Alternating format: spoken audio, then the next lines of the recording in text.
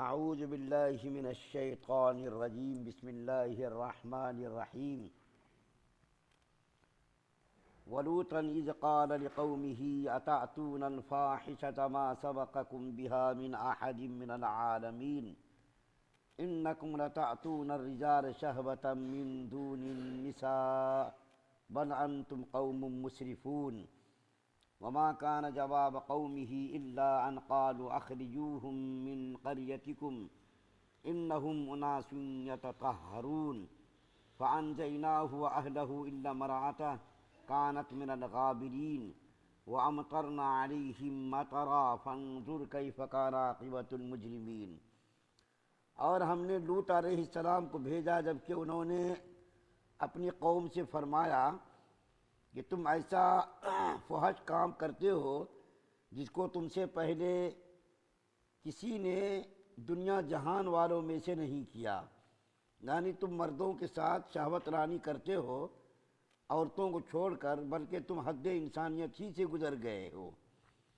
اور ان کی قوم سے کوئی جواب نہ بن پڑا بجز اس کے کہ آپس میں کہنے لگے کہ ان لوگوں کو تم اپنی بستی سے نکال دو، یہ لوگ بڑے پاک صاف بنتے ہیں۔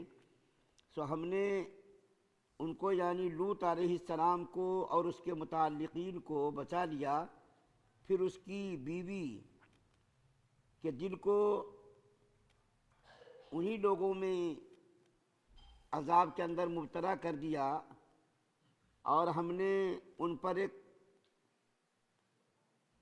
نئی طرح کا میہ برسایا جو کہ پتھروں کا تھا۔ اس کو دیکھ کر ان مجرموں کا انجام کیسا ہوا۔ سورہ اعراف کی 80، 81، 82، 83، 84، 5 آیتیں آپ کے سامنے پڑھی گئی ہیں۔ کل بھی آپ کے سامنے ان آیات کی تلاوت کی گئی تھی۔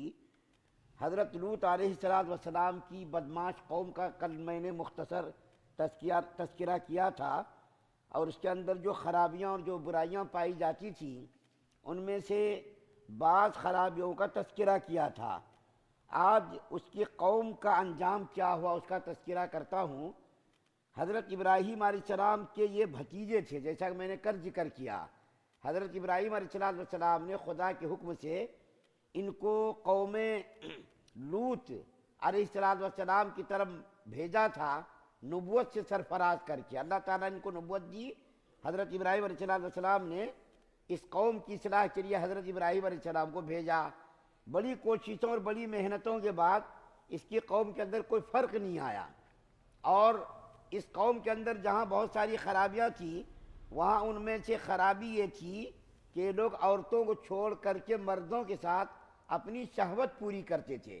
تو حضرت لوط علیہ السلام نے ان کو بڑا سمجھایا کہ تم لوگ ایسی برائی کے اندر مبتلا ہو کہ اس سے پہلے جہان والوں میں سے کوئی بھی اس برائی کے اندر مبتلا نہیں ہوا، تم یہ کام چھوڑ دو، یہ بدمعاشی چھوڑ دو۔ لیکن جب ان لوگوں نے بات نہیں مانی تو ان کے عذاب کا وقت قریب آیا۔ حضرت ابراہیم علیہ السلام کا تھوڑا سا تذکرہ کرتا ہوں۔ ایک مرتبہ فرشتے حضرت ابراہیم علیہ السلام کی خدمت میں انسانی شکل میں آئے، تو حضرت ابراہیم علیہ السلام نے ان کی مہمان نوازی کے لیے بچھڑا ذبح کیا، ذبح کر کے ان کے سامنے بھون کے تل کے گوشت رکھا۔ تو وہ تو فرشتے تھے، وہ کھانے والے نہیں تھے۔ تو جب ان لوگوں نے نہیں کھایا تو حضرت ابراہیم علیہ السلام کے دل کے اندر خوف پیدا ہوا کہ یہ کھاتے کیوں نہیں ہیں۔ تو انہوں نے اس کا اظہار کر دیا کہ ہم لوگ فرشتے ہیں، ہم کھانے سے جو کیا ہے پاک ہیں، ہم کھاتے پیتے نہیں۔ تو انہوں نے یہ کہا کہ ہم لوط علیہ السلام کی قوم کے لیے عذاب لے کر کے آئے ہیں۔ ان فرشتوں نے کہا کہ ہم لوط علیہ السلام کی قوم کے لیے عذاب لے کر کے آئے ہیں۔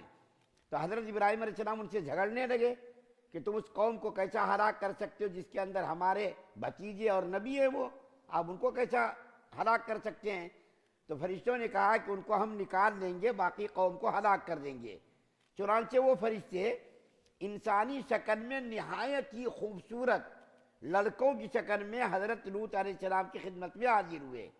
جب یہ لوط علیہ السلام کی خدمت میں حاضر ہوئے تو ان کی بیوی بھی کافرہ تھی، اور ان کی بیوی بھی مخبری کرتی تھی، اور قوم کو جا کر کے خبر کر دیتی تھی کہ دیکھو لڑکے ہیں فلاں جگہ، یہ وہ کر کے خبر کرتی تھی۔ تو جب یہ فرشتے انسانی شکل میں نہایت ہی حسین جمیل لڑکوں کی شکل میں آئے تو لوط علیہ السلام کی بیوی نے فوراً قوم کو جا کر کے اس کی اطلاع دی کہ دیکھو ہمارے گھر کے اندر کچھ نوجوان لڑکے آئے ہیں جو حسن و جمال میں بے مثال ہیں۔